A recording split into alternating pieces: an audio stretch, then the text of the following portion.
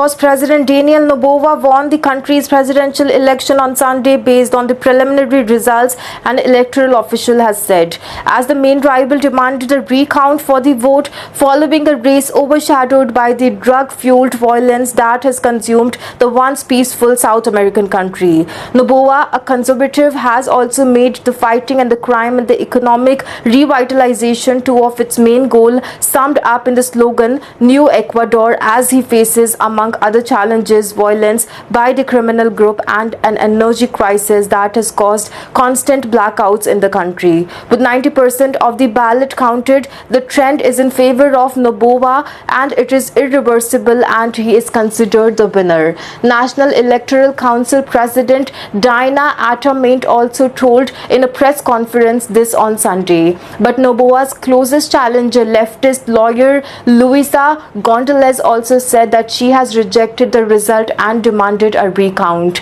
In the name of people we represent, we do not recognize the result presented by the National Electoral Council, that is NEC, Gonzalez also said in front of the supporters. I refuse to believe that people would also prefer lies instead of truth, violence instead of peace and unity, Gonzalez said in Quito, according to the Reuters. Also, we are going to demand a recount, and then for the open ballot boxes should also be happening. Noboa meanwhile thanked those who voted for him during a rally which his supporters in the beach town of Olon. The day that has been historic. This victory has been historic, a victory for more than 10 points, a victory more than 1 million voters where there is no doubt who is the winner, Noboa said. Sunday's vote was the latest electoral contest between the two candidates in the 2023 snap election to complete the term of the previous president. Noboa defeated Gonzalez with just over 50% of the votes.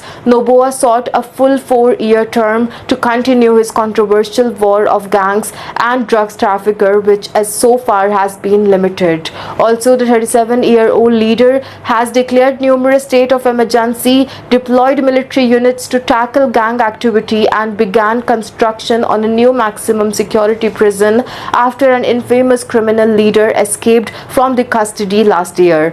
But according to figure from the government, the start to this year has seen an unprecedented level of violence with more than 1,000 homicides. Data from the Organized Crime Research Center Insight Crime suggests that Ecuador has the highest homicide rate in the Latin America.